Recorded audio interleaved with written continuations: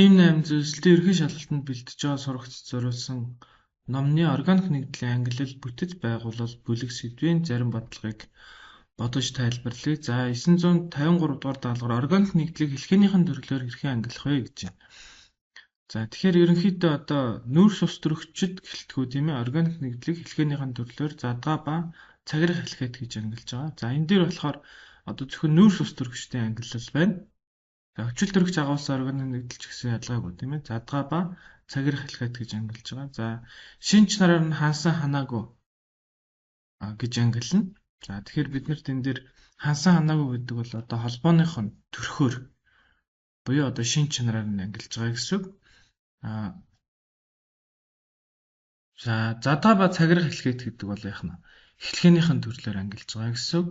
За нүүрс ус төрөгчд хүчил төрөгч ба азот агуулсан гэхээр ерөнхийдөө найрлагаар нь ангилж байгаа гэсэн үг тийм ээ. За хансан ба ханаагүй цагирах хэлхээт гэхээр мөн л одоо холбооных нь төрхөөр буюу шинж чанараар нь ангилж ийн гэсэн үг. За задгаа ба гетеро цагирах хэлхээт гэхээр яг ер нь бол хэлхээнийхэн төрлөөр бас гэж хэлж болох юм.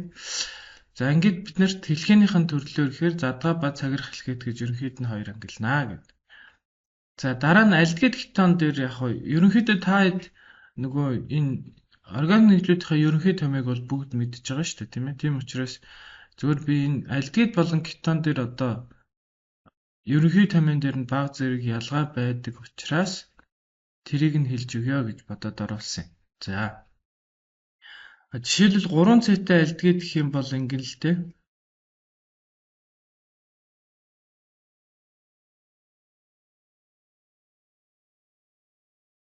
За 3C-тэй альдгид гэх юм бол CH3, CH2, CHO гэж тэмдэглэнэ гэсэн үг тийм. За өөрөөр хэлбэл ингэдэг гэсэн үг л дээ. CH3, CH2, COH гэсэн ийм одоо бүлэг байгаа шүү дээ тийм ээ. Тэгэхээр энэ бүлгийг болохоор CHO гэж ингэж хураангуйлж бичдэг. За кетоны хувьд болохоор ингэж бичигдэнэ гэсэн үг.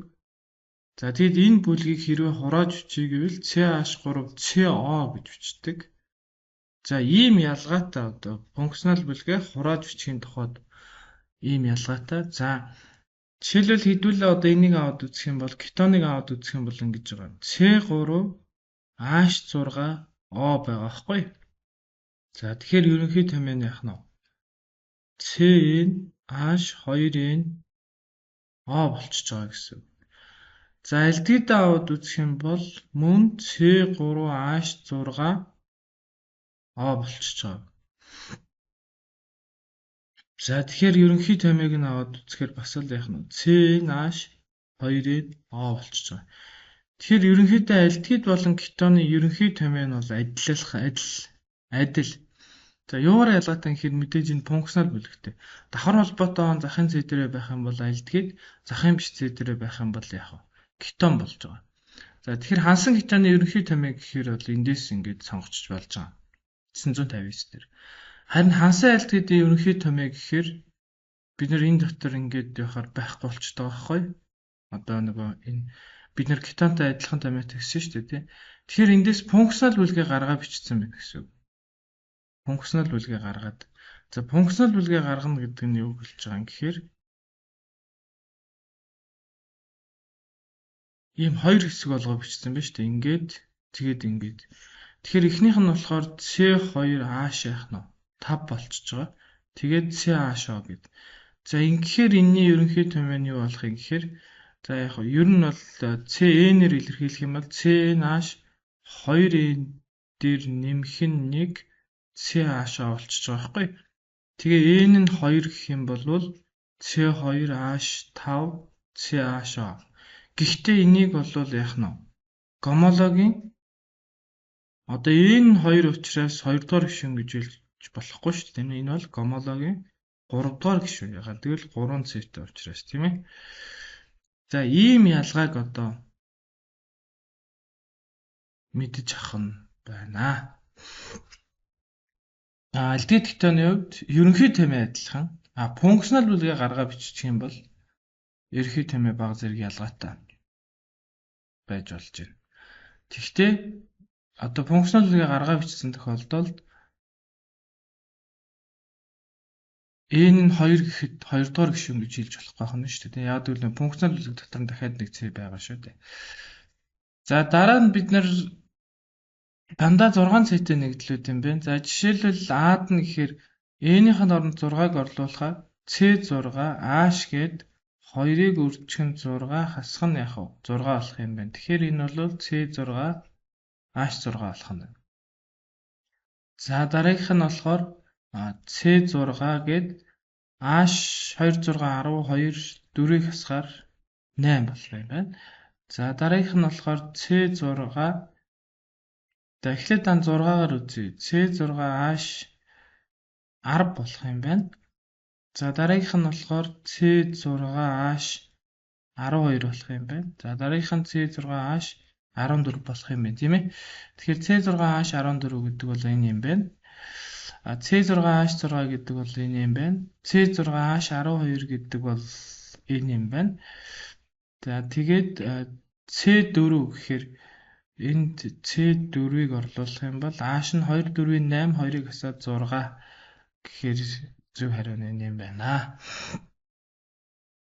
За дараагийн даалгавар нь нэг гомолог игнэний гишүүд агуулсан игнийг заана үгнэ. Нэг гомолог игнэний гишүүд. Тэгэхээр ингэж байгаа.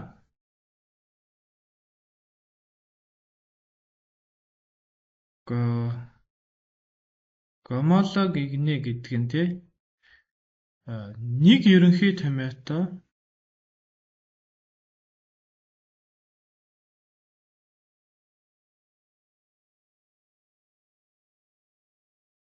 ерөнхий томьёотой за тэгээд ижил функционал бүлэгтэй.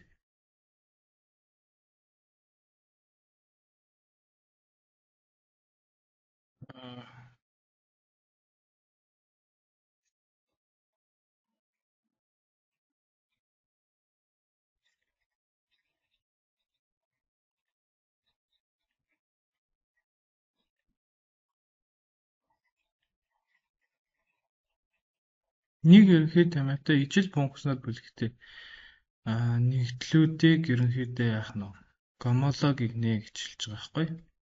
Гомолог игнэний нэгдлүүд гэдэг.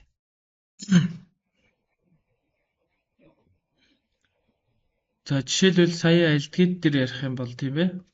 За ингээд 1 цэтэй альдгид 2 цэтэй альдгид 3 цэтэй альдгид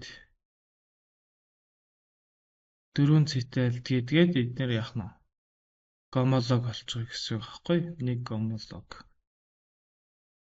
Тэгэхээр ерөнхийдөө бид нэр зөвхөн нэг ангиллын нэгдлүүдийг нэг гомолог гэдээ ойлгосон ч болно. За тэгэхээр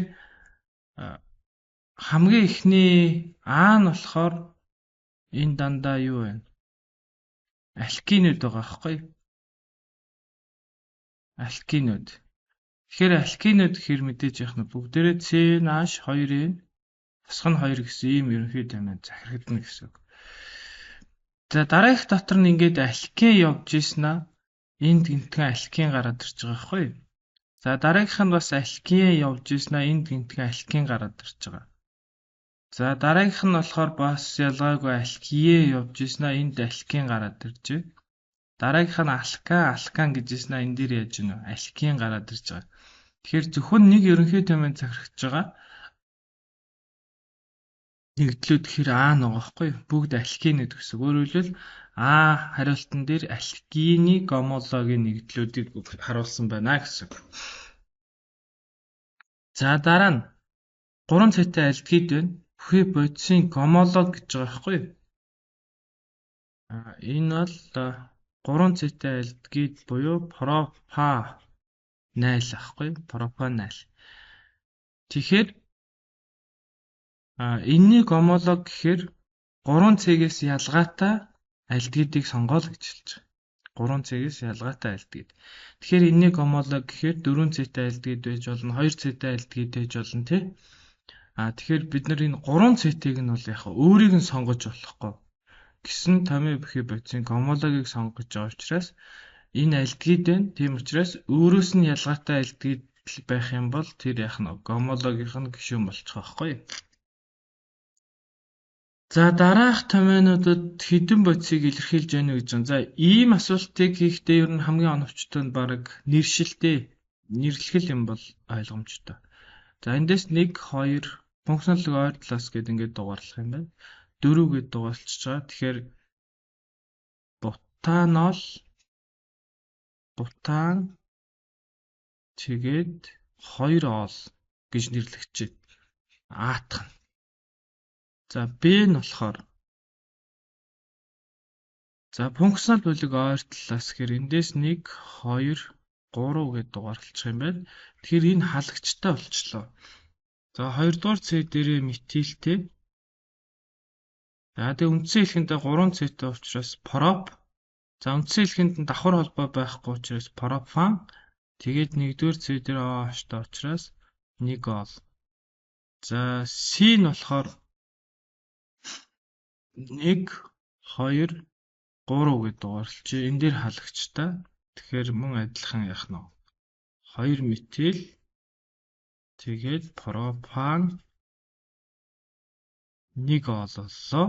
За D нь болохоор 1 2 за хаашаач дугаарласан яах вэ тий 3 гээд дугаарлаж байна. Тэгэхээр бүр 2 халагчтай болчлоо. 2 2 D метил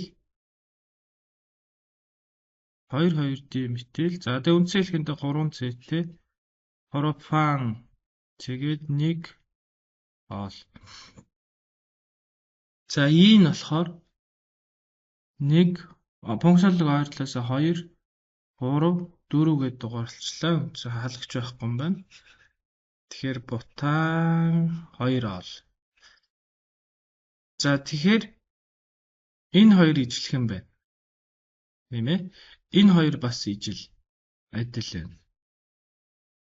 За тэгээд энэ болохоор ялгаатай гэхээр 3 төрлийн бодис л байгаа юм ба шүү дээ. Энтэр бутан 2 оол, 2 метил пропан 1 оол, 2 2 D метил пропан 1 оол гэсэн ийм 3 төрлийн бодис агуулгадаж байна.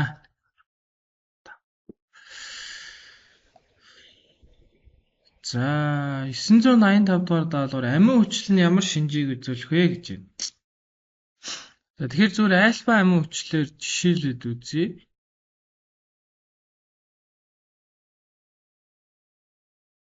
За альфа амин хүчил бол за С-тэй ингээд ийшээ карбон сон бүлэгтэй. За тэгээд ийшээ яах нь амин бүлэгтэй. За тэгээд энэ дээр бол одоо өөр ямар нэгэн халагчуд байж болно. Тэгэхээр карбоксил бүлэг гэдэг бол энэ бол яах нь хүчиллэг шинжийг үзүүлнэ. Амин бүлэг гэдэг бол энэ суйрлаг шинжийг үзүүлнэ. Тэгэхээр ингэж хүчиллэг болон суйрлаг шинжийг хоёуланг нь одоо үзүүлэх боломжтой бүлэг агуулсан учраас ер нь амин болвол энэ амин хүчил бол саармаг орчинд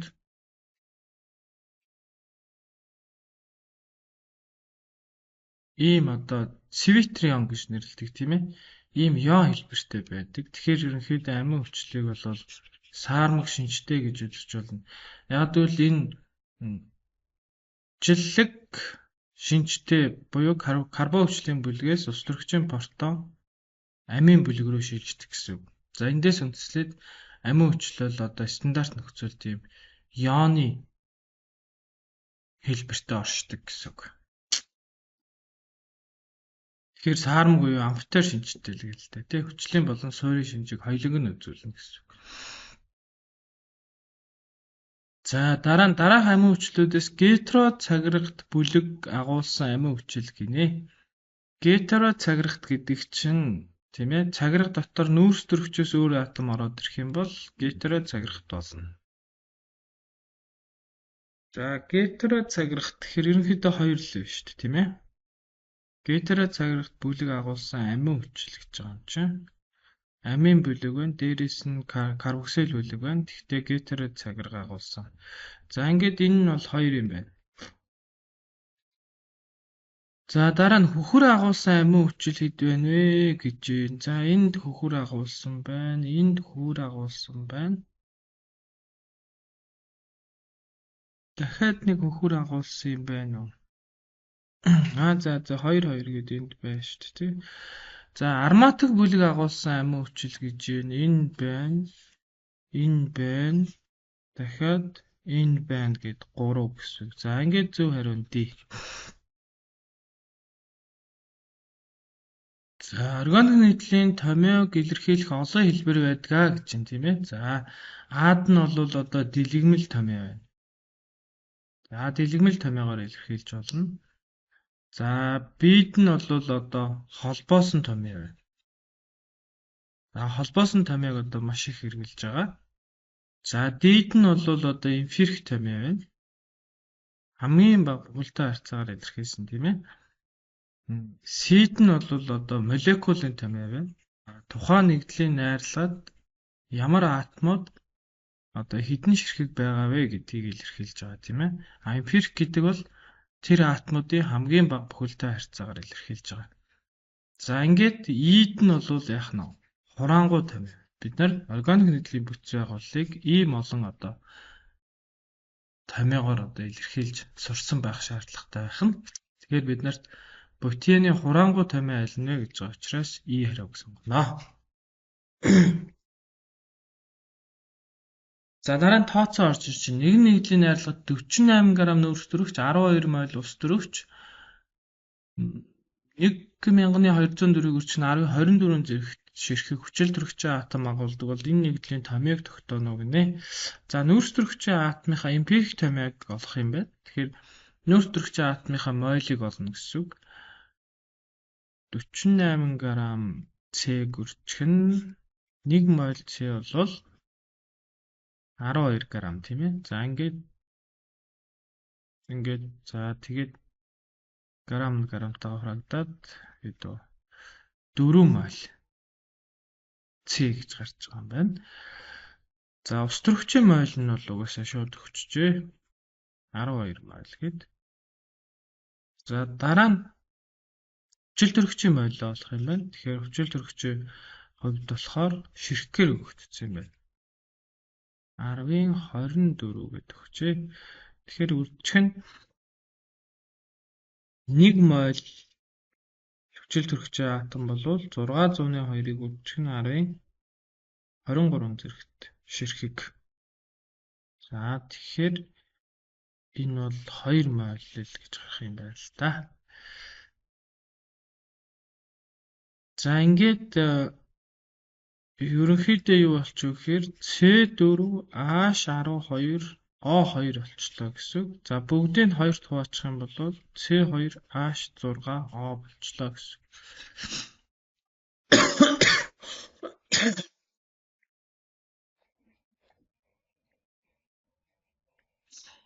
За дараа нь нөгөө шат хурвлын өгөгдлөөс эмпирик болон молекулын томьёог тогтоох даалгавар байна. За тэгэхээр ингэсэн гэсэн үг. Ер нь за А гэдэг органик хүчийг шатаажаа тийм ээ. Тэгээд O2-той шатаахаар мэдээ CO2 үүснэ. А органик нийтлийн найрлагад нүүрс төрөгч байсан болол CO2 үүсэж байгаа гэсэн үг. Ус төрөгч бас байсан болоод ус үүсэж байгаа гэсэн үг. Тэгэхээр эхлээд хэдүүлээ А-гийн найрлагадах нүүрс төрөгчөө олъё. За CO2-ийн молекулын масс бол хэдий 44. Усны молекулын масс болохоор 18. За тэгэхээр 44 г CO2 дотор бол 12 г нь л яах нь С байгаа байхгүй. 17.6 мг CO2 дотор хэдийн бэ гэхээр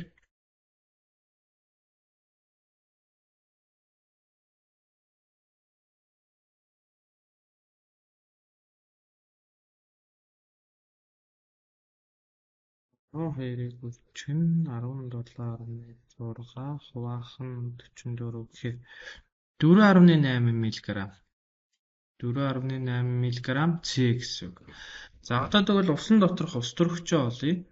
18 г H2-од 2 г нь л H байгаа тийм ээ. Тэгэхээр 9 мг H2O хэд юм бэ гэхээр энэ 1 болчих шиг л ш тийм ээ. 1 мг H гэсэн. За ингээд 7.4 мг гэдэг бол С-ийн масс нэмэх нь H-ийн масс. За тэгээд цаана нь хэрвээ ямар нэгэн элемент байгаа гэвэл тэр нь яг O байна гэсэн үг байхгүй. Энд одоо С байна, ус төрөгч байна, O байна. Өөр элемент байх хаваас. Тэгэхээр А нэгдлийн найрлага С байгаа, ус төрөгч байгаа. Магадгүй O байж магадгүй. Тэгэхээр С-ийн массаа бид нар хэдгээ олсон? 4.8 гэд олчихсон. H-ийн массаа болохоор 1 гэд олчихсон. Тэгэхээр эндээс O байсан байж таарч байна тийм үү? O-гийн масс нь болохоор хэд гарах нь вэ?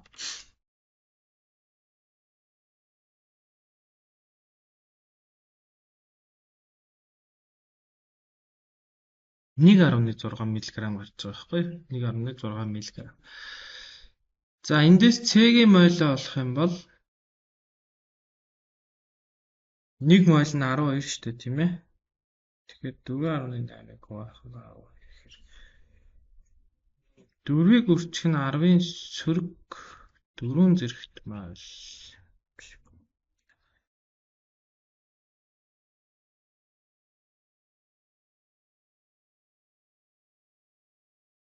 Тэгээ 10-ийн сөрөг 4. За ус төрөгчийн мойль нь болохоор 1 моль нь 1 грамм шүү дээ ус төрөгч чинь.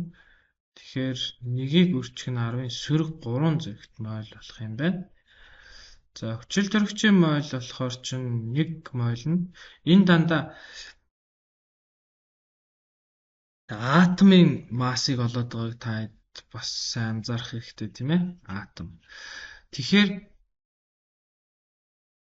та ус төрөгчийн мойлоо олохдоо H2 эсвэл хүчил төрөгчийн мойлыг олохдоо O2 гэж бодохгүй байх нь шүү дээ. Энэ бол ус төрөгч хүчил төрөгчийн мойлыг олж байгаа биш. Ус төрөгч хүчил төрөгчийн атомуудын мойлын тоог олж байгаа шүү. Тийм учраас бид нар одоо ингэж бичээд байгаа. 1 моль O болов гэж бичээд байгаа шүү. O-гийн мойлыг олж байгаа учраас тийм ээ. 16 грамм. За чинь нэрээ грамм явж хайлгаатай юм тий. 1.6 грамм гэж бичихгүй юм. 1.6-гаа ингэж биччихье. 1.6-г үржих нь 10-ийн сөрөг 3 зэрэгт грамм гэж бичиж бол 1000 тоосон гэсэн үг шүү дээ тийм ээ. Милиграмма грамм болгохын тулд за одоо үржих нь 1 моль O болвол хэдий 16 грамм гэт ингэ бичиж. Тэгэхээр 1-ийг үржих нь 10-ийн сөрөг 4 юм шиг байх юм.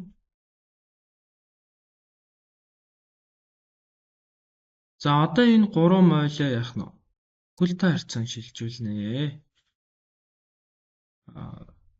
С-ийн мойлыг харьцах нь H-ийн мойл дахиад тэний мойл O-гийн мойл гэсэн үг.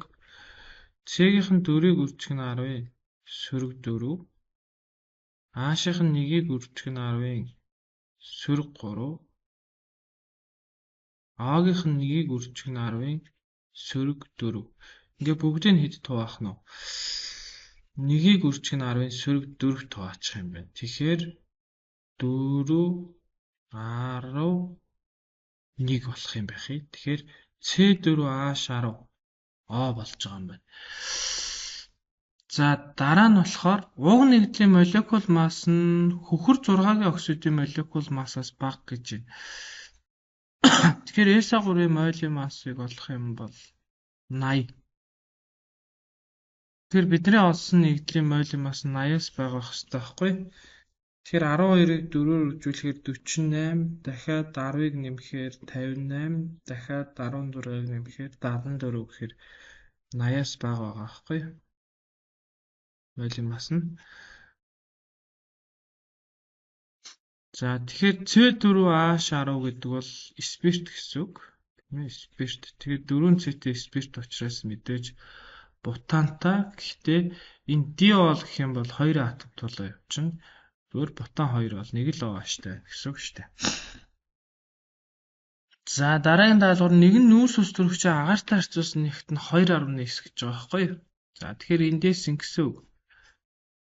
Агаартай харьцуулсан нэгт гэхээр одоо үл мэдэгдэх нэгдлийн за x гэчээ тий x нэгдлийн m-ийг агаарын m-ээр харьцуулсан харьцаа нь хэдөө 2.9 гэж байгаа байхгүй. Тэгэхээр агаарынх нь биднэрт 29 өгч гэсэн учраас x нэгдлийн m-ийг олж болох юм аа. За тэр нь болохоор 2.9-ийг өрчих нь 29 болох юм байна л да. За тэгэхээр 84.1 г. За 84.1 болж байгаа юм байна. Харьцангуй атом масс учраас атом массын нэгж гэдэг ийм нэгштэй байна. За тэгээд зөвхөн нүүрс ус төрөгч гэж байгаа байхгүй. Тэгэхээр хэдүүлээ CX H-Y байсан гэд үзэх юм бол хэрвээ энэ нэгдэл 100 г байсан гэд үзэх юм бол энэ дотор ус төрөгч нь 1428 г. C нь болохоор 8572 грамм байсан гэсэн. За эндээс C-ийн молийг олохоор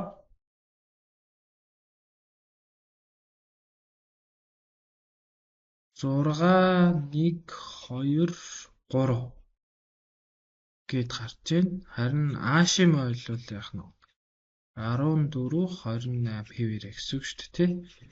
1 H бол 1 өстрөгчийн атом бол 1 моль нь 1 грамм шүү дээ. Өстрөгчийн молекулын хувьд болохоор 1 моль нь 2 грамм гэсэн үг. За ингээд за одоо энийг бүхэлдээ харьцан шилжүүлэхийн тулд хоёуланг нь хэд туваачих вэ? 6 1 23 туваач. За тэгэхээр энд бол мэдээж 1 гарна. За энд 1428-ыг хуваах нь хэвээ. 6 1 23 ягаад зөвл болсон баг та. 233 болж байна. За тэгэхээр энэ бүхэл тоо биш учраас хоёуланг нь 233-ыг хэдээр үржүүлвэл одоо бүхэл тоонууд өгөх юм бэ гэхээр 3-аар үржүүлэхээр 3-аар үржүүлж хоёуланг нь 3-аар үржүүлчих юм бол өрчих нь 3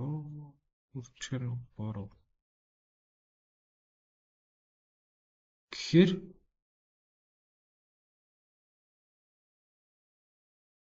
C за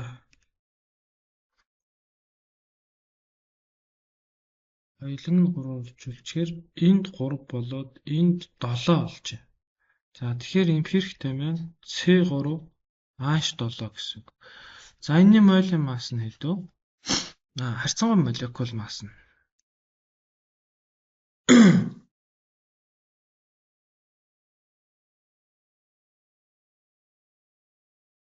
36 дээр 7-г нэмээд 43.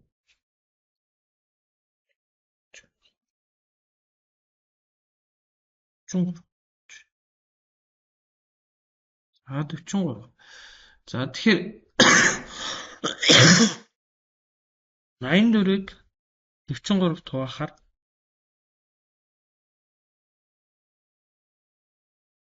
195 болж байгаа байхгүй. 195. Майл нөгөө яг жинхэнэ таминых нь харьцангуй молекул масс 84 байх хэрэгтэй байхгүй. Энэ болохоор эмпирик гэсэн үг л дээ. Эмпирик. За ингээд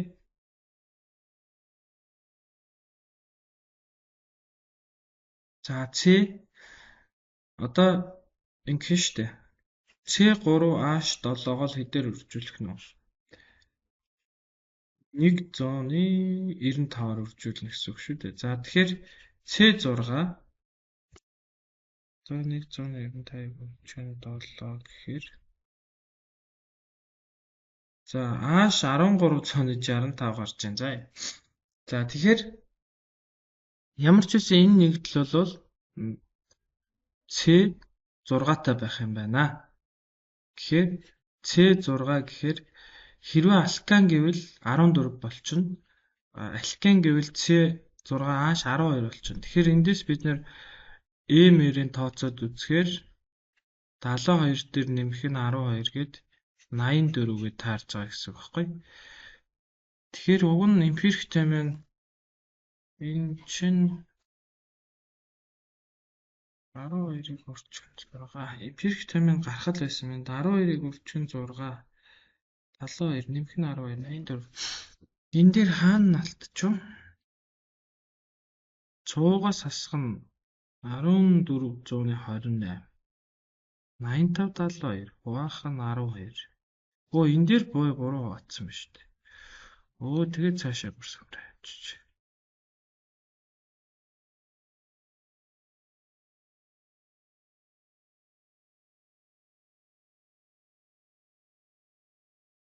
За энэ дээр би буруу хаасан байна. Энэ дээр 714 гарч байгаа юм байна. Тэгээ хоёуланг нь 714 хуваахаар энд 1, энд 2 гарч байгаа юм байна. Тэгэхээр эмпирик томьёо нь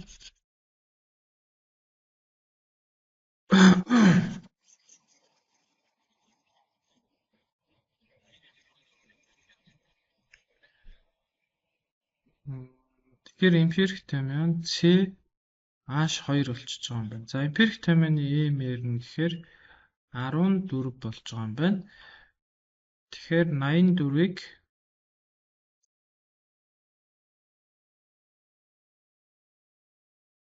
14-т байхаар 6 гарч байгаа юм байна. Тэгэхээр CH2-ыг би хэдээр үржүүлэх нь 6-аар үржүүлнэ гэсэн үг. Тэгэхээр C6 H12 гээд энэ болохоор жинхэнэ томьёо буюу молекулын томьёо гэсэн үг. Жинхэнэ томьёо. За ингээд болчихж байгаа юм. Би тэн дээр буруу хуваагаад. За тэгэхээр C6 H22 гэхэд мэдээж GXE болж таарах нь шүү дээ. CnH2n чинь. За дараагийнх нь органик нэгдлийн найрлагад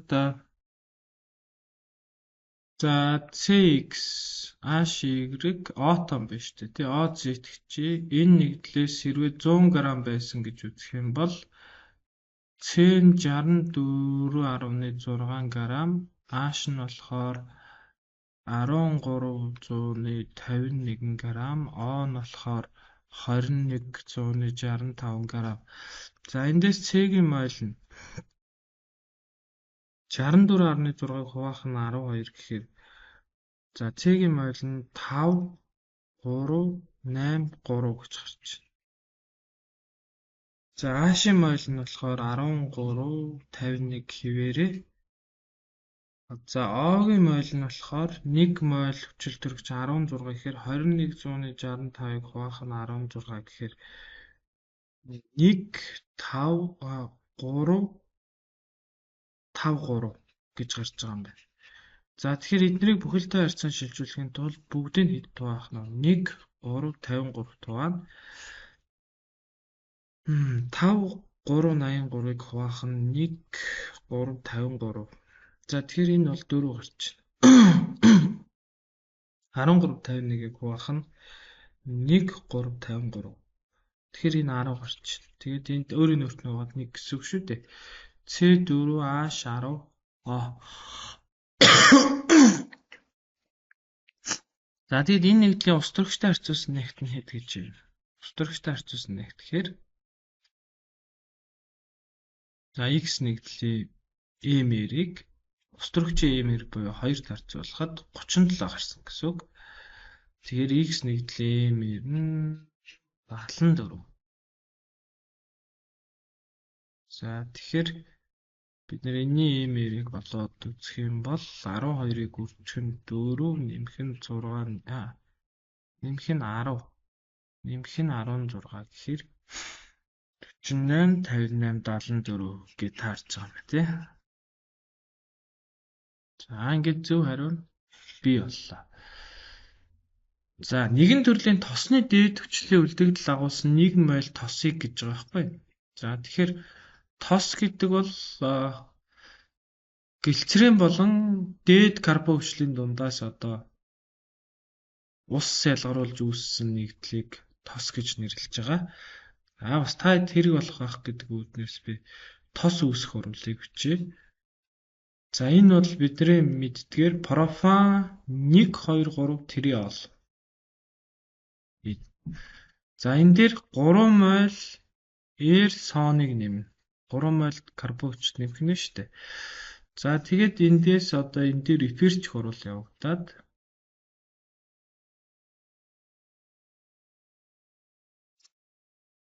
нэгэн төрлийн тосны дээд хүчил агуулсан гэхээр энэ карбон хүчлүүд нь бүгд ижил гэж хэлж байгаа байхгүй юу?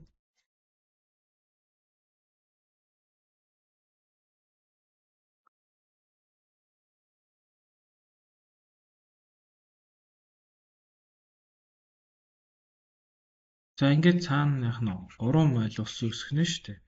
Тэгэхээр энэ бол тос гэсэн үг. За үүссэн тосыг гидрогенжүүлэхэд 1 моль тосыг гидрогенжүүлэхэд 3 моль ус төрөгч шаардлагацсан гэж байгаа байхгүй. Тэгэхээр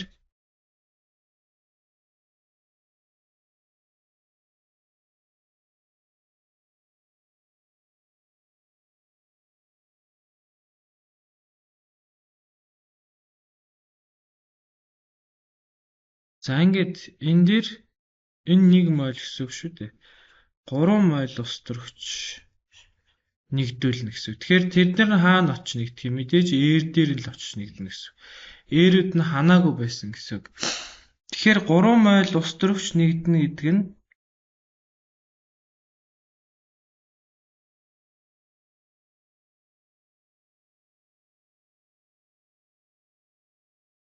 ээр тос бүр дээр 1 моль ус төрөгч нэгдэнэ гэсэн үг. 3 ээр байгаа юм чинь тий. Ээр тос бүр дээр 1 моль нэгдэнэ.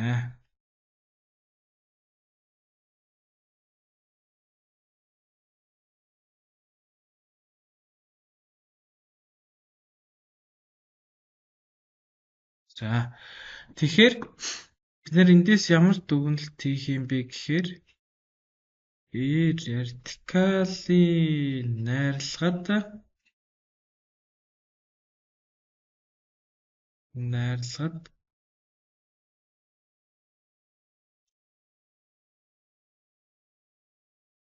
за CC давхар холбоо байгаа. 1 тий CC давхар холбоо байгаа гэсэн. Тэн дээр давхар холбоо унтсраад 1 ус төрөгч очиж нэгдэж байгаа гэсэн үг байна.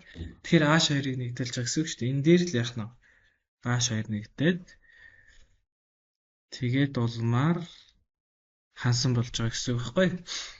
За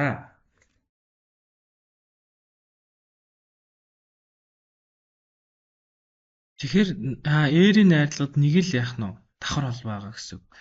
Тэгэхээр хэрвээ бид нар хансан карбон хүчил гэд үзэх юм бол CH2n дээр нэмэх нь 1 сон.